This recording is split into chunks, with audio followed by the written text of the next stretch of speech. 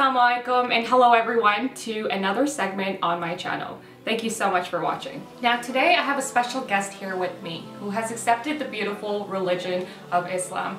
Islam is the fastest growing religion in the world and is practiced by 1.5 billion people all around the world. Have you ever questioned your own existence? What is the purpose of life? Have you ever asked yourself, where did I come from? What am I doing here? And where am I going to be when I die? Is life all about just getting an education, a job, and raising a family, and then soon you're in the tomb? Is this all going to be it? We have an amazing example of a young lady over here. At the young age of 20, she started to ponder and really ask herself these questions about what is her purpose of life. I would now like to welcome my good friend Amanda Chantel. Assalamualaikum, Amanda. Walaikum salam. Thank you so much for being here. Just to start off, I would like you to briefly introduce who you are and talk to us a little about yourself. Well, like you stated, my name's Amanda, also known as Layla, my Islamic name. I was born here in Canada with my 4 siblings, me being the youngest. I was raised mostly in Toronto. I come from a European background. My family is of Christian faith. I was baptized Christian and then I converted to become Catholic when I attended a Catholic school for about 3 years of my life, but most of my life I attended public school, and soon enough I came to Islam. Now Amanda, the whole purpose of this segment is to really promote the purpose of life. Why are we here and what is the purpose of our creation? My question to you is, what caused you to ask these questions about yourself and then soon enough turn to the religion of Islam?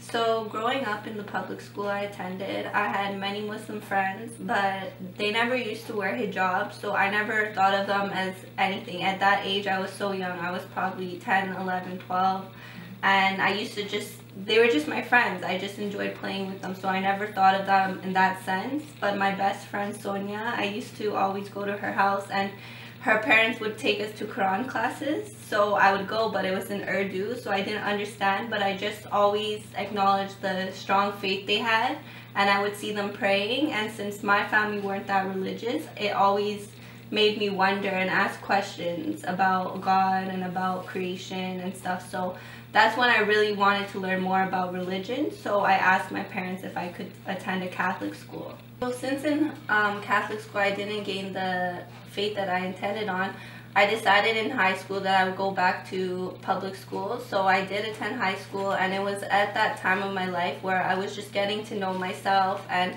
you know, I was going through a lot of challenges, and of course everyone goes through in high school, they're still growing up and stuff. So it was around age 17, I think, that one of my friends closest to me, they passed away, and it was a really hard time for me.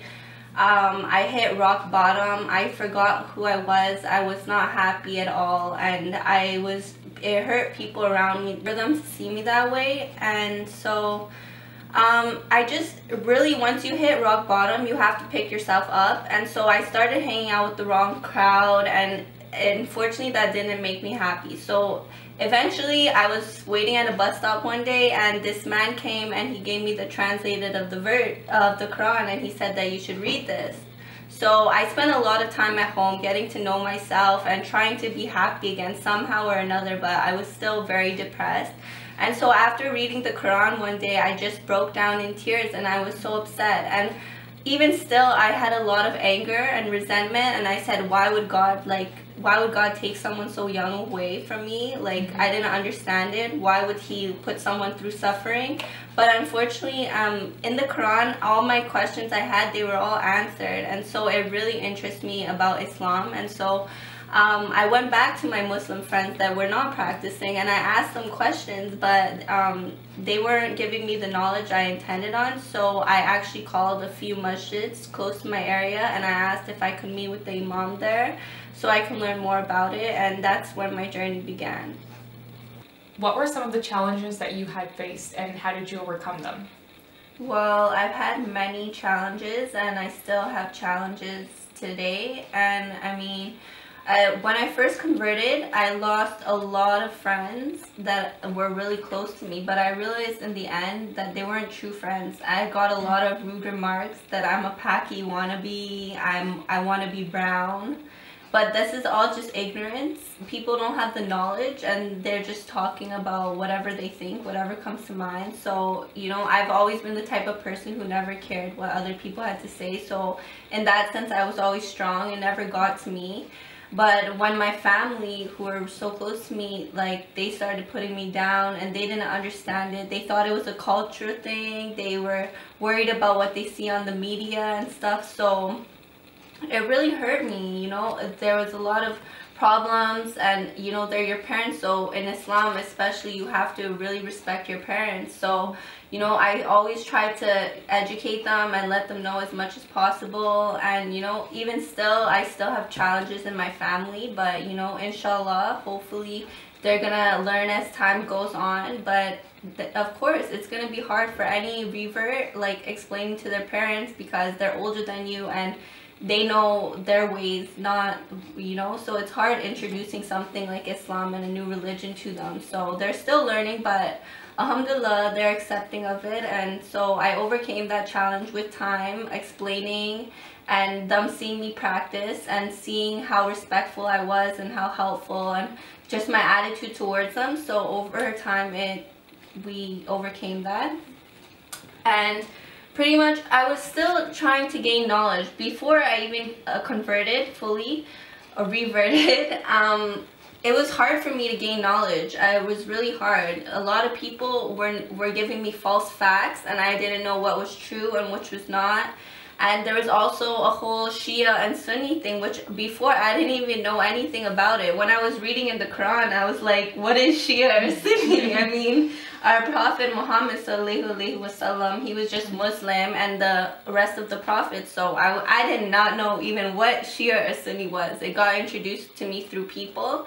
And because of this, I didn't even convert for over almost 2 years, because I was thinking to myself, well, I'm not knowledgeable, I should know every single thing that's in the Quran, and I should know about Shia and Sunni, and I should know everything. But in the end of the day, after a while, my faith started growing stronger, actually. And one day I was talking with someone, and they said, you know what, Amanda, you are Muslim. And I'm like, no, I'm not Muslim. And they're like, you know, you believe in like one God, you believe in Prophet Muhammad sallallahu alaihi wasallam is the last messenger, and you know, you believe in the pillars of Islam, so why aren't you Muslim? You know, our prophets were just Muslim, they were not Sunni or Shia. That's just political divide. So after a while, I was like, okay, you know what if I die tomorrow and I didn't take my shahada, I didn't claim to be Muslim? How bad would I feel? So I'm like, you know what, it's time that I convert. So that's the way I overcame it.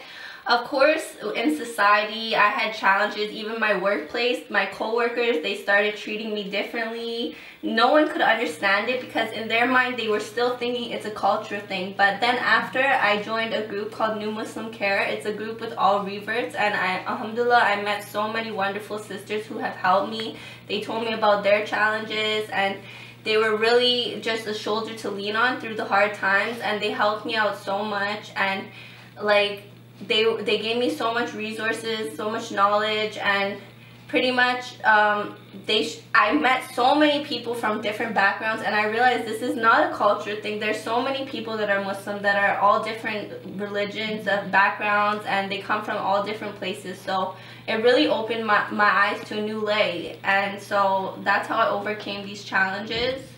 And I mean, people say a lot of rude things to me. I get it all the time, and people don't understand it. They always think, oh, you must be Arabic, you must be Lebanese or something. But no, Islam is a religion for everyone of all backgrounds. So that's what people need to understand, and people need to stop paying attention to the media, because the media is really giving a bad name about Islam especially. And I mean, it's not true. If you read the Quran, you read the Hadith, it's all about peace. So I mean, that's the confusion that people get, as well as my family members, my friends. But over time, as I talk to them and I educate them, you know, we're overcoming these challenges. So as a Muslim, we are very devoted in terms of living by God's will and not by our own desires, right? And so we have to take a lot of significant steps in our life to change our bad habits, before we weren't even Muslim. So my question to you is, how did you feel about starting to wear a hijab and letting go of things from the past, and just changing your attire and your overall appearance altogether? And what had motivated you to take these significant steps in your life? So as my faith increased and my love for the religion increased, I started to want to practice more. As I was praying and stuff, I wanted to wear hijab because my love for the religion, I wanted to show it on the outside as well. But I was really scared about what would people say, how are people gonna treat me. So I mean, yeah, definitely for anyone who is gonna revert, I would definitely recommend that your faith is really strong, because I've seen many people who have converted, and not even who have converted, even my friends who were born Muslim, they've worn hijab and they've taken it off because their faith was not strong enough. And when you do start to wear hijab especially, you're gonna be put through a lot of tests and a lot of trials, and you need to be strong enough that you can overcome these. So also with my clothing, it was really hard because I'm wearing hijab now and I had all tight-fitting clothing. So I was thinking, how can I wear hijab without having to go buy a whole new wardrobe? So then I realized that there's so many ways you can wear dresses, you can wear like long cardigans over your clothing. And at the time when I did convert, it was summertime, so my family and my friends thought I was crazy. Why am I wearing so much clothing when it's boiling hot outside? But I mean, I found ways that I can wear clothing with covering myself that are still fashionable and still me, without people thinking that I changed myself completely. Because these are a lot of the remarks that I got, that, oh, you're changing yourself, you're not still the same Amanda that we used to know. And I said, no, I am still the same Amanda. I still love fashion. And before also, I was a makeup artist and I loved doing hair, and that was just my passion. So they couldn't understand that me, who curled my hair and did all these fancy things every day, that how could you possibly want to cover your hair, or how can you stop wearing so much makeup? Before, I used to wear so much dramatic makeup, and now I still wear makeup, but I still try to make it neutral, and inshallah one day I can stop wearing it. But it's really hard because these are my desires, it's my love, it's my passion, but I find ways to incorporate it and to still keep it Islamic. Well, the transition comes slowly, right? You can't just jump from one thing to another. Exactly. It was all baby steps for me, and that's why I said, like, for anyone who's gonna convert, do not just wear hijab right away, because it's gonna be hard. It's definitely going to be hard. Yeah, so I definitely know where you're coming from. Like me, born as a Muslim and like raised in a Muslim family, like a Muslim household, I had a lot of challenges wearing a hijab. Like, just to start dressing modestly and wearing a hijab properly, it was very hard. But then there are alternatives too. Like you said, you can be modest at the same time and still be fashionable. Like, we're living in a North American society. Exactly. We want to fit in with other individuals and not look alienated, right? Yeah. But, you know, when you have that love for Allah subhanahu wa ta'ala, it all comes in hand. Exactly. Yeah. And I mean, before I was extremely westernized. I used to go out drinking and partying with my friends, especially when I was going through the depression, because that's the things I turned to. But I realized that, you know,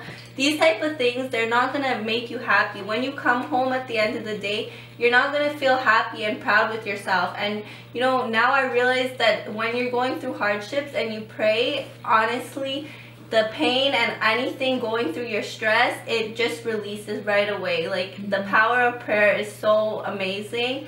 And I mean, there's still obviously temptations and desires. I love music, but I never knew there was nasheed. So now, instead of listening to my music, my party music, and my headphones, I have my nasheeds playing. And honestly, they've helped me so much. I listen to lectures when I'm going somewhere, or, you know, I listen to surahs. And honestly, listening to surahs, I've learned them so fast, and they've been coming to me very easily, alhamdulillah. So I mean, yeah, there's different ways you can incorporate it. It doesn't come right away. It was definitely hard for me, but I mean, there's ways that you can overcome these. And I had to get rid of a lot of people, because even some of my friends that were Muslim, they would be like, oh, I know, you're like, what happened to the old Amanda? Why don't you do this? Why don't you do that? And stuff. And I'm like, you know, no, astaghfirullah, you know, you can't be doing these things anymore. And I've helped change a lot of people's lives, and you know, people see me practicing. But also, another challenge is, as a revert, people have a lot of high expectations. They expect me that, oh, I'm supposed to be perfect overnight and know everything. And you know, it's not like that. It's really hard. There's so many challenges, and you know, as time goes on, it's baby steps. Do not just jump into the religion, you know, learn more, start practicing, you know. Also, haram foods, like at my house now, it's hard. I have to go get halal food, so that's also another challenge, you know. But while I'm out, I try to eat halal. I try to be the best Muslim I can possibly be, and that's the only thing I can do, right? Now I want to help out more. I want to give zakat and help the charity and the needy. It also, when you're praying, I find that you're thinking a lot about life, and you're thinking about what your purpose is. And when you think about those other people that are suffering, you think about how fortunate you are and how thankful you are. And I mean, of course you can take that from any religion, but with Islam, I really found the truth. There was so many facts and evidence. There were so many morals that you can take from learning about the religion, and it really made me have so much love and so much more respect for my parents. And just as an individual, it made me a lot stronger. It made me a better person. It made me respect myself and others around me. It really made me value myself more and know my worth as a woman especially. And that's the thing, Islam, it really does value women. And although the media likes to think that women are oppressed, but wearing a hijab is a choice. I mean, it is a commandment from Allah, but nobody is forcing you to do it. You do it with your own willpower. And now I definitely see a purpose in life, and I know that for my good deeds, I'm getting rewards in the hereafter. And I take life a lot more seriously now. I'm a lot more mature. I grew up, and I see the meaning behind what life truly is. It's not just, like you said before, going to school, getting a job. There's so much more behind what is life really for. And I mean, I'm just working towards the hereafter and being submissive to Allah. As a closing remark, what advice would you like to give to young individuals that are asking these serious questions about life to themselves, and how did you come about answering these questions yourself? What has helped you? Well, you just need to seek the truth and look into different religions, you know, find whatever one that you truly believe in. And you have to look into any religion with an open mind. Don't criticize the religion right away, because even with reading the Bible, with reading the Quran, with reading the Torah, it can be interpreted in so many different ways. So just have an open mind. Don't criticize the religion. You know, truly try to understand it and be open-minded of things. Don't listen to the media. Don't let one person or a whole group's actions define a whole religion. Don't look at the people. Look at what's the actual facts and what's in the books. And I mean, really stay strong in your faith, and don't let what other people have to say get to you. You know, what you believe in is what you believe in, and do whatever makes you happy at the end of the day, because it's your life and you're the one who's gonna have to live with it. So you have to take baby steps. Nothing comes overnight. You can't learn a whole religion or become a scholar. You have to just take it step by step, and over time things come naturally. And for me, there were so many resource centers, such as New Muslim Care, like I said before. They're worldwide. You can find them on Facebook. They help people internationally, whether it's through email or phone calls. They will definitely reach out to you. They'll send you translated version of the Quran. They'll send you books. They'll send you a prayer mat. They will help you as much as possible. So for me, they've helped me so much, and I'm truly grateful. Also, for me, when I went to the mosque, people were so welcoming. They helped me out as much as possible. The imams gave me any type of knowledge, feedback, and information as much as possible. And the environment, the community is just so welcoming. The people are so loving at any masjid you go to. So that was very helpful for me. And the resources are there. Like, I mean, if you really look into it, the resources are there. We have to take the courage and the ability to do it ourselves, you know, like you just have to go out there. Like you said, there's ISNA, there's all these places. You just have to go and visit them and take that action in order to, you know, answer your questions. Exactly. And you have to be very careful about what you read online as well, because a lot of it is not true. So you really have to be careful at where you're getting your information from and what books you're reading as well. Like for me, I read the Tajweed book, and it helped me with teach me how to pray, teach me how to purify myself, wudu, and it taught me so many things. It taught me like basic knowledge of Islam and also translated version of the Quran. Watching lectures online, they helped me so much. There's so many resource centers. If you just go and take the time to look it up, any questions you have, people are more than happy to help you with it. Exactly.